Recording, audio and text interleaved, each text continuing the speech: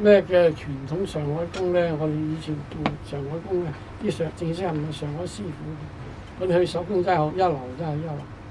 睇住你做，跟住佢哋學師咧，佢哋嗰陣時做嗰啲咩用手做嘅拉絲帶啊，同埋冇而家嗰啲咩講黐落去咁樣，加上以前啲上海裁縫咧，正式有經驗，嗰陣時全世界都好嚮往我哋呢個香港嘅裁縫嘅，而喺上海派。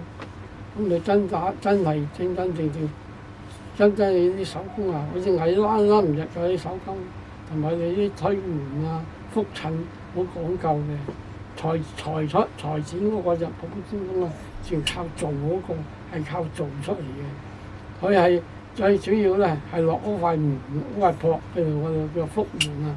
覆門咧要真係好講經驗㗎，而係嗰個裁剪求其裁一塊布出嚟。當你車咗前生後生，佢就冚唪唥變晒樣㗎。你要推到有空就推個空，有籮柚就推個籮柚，咁咪為之上海工。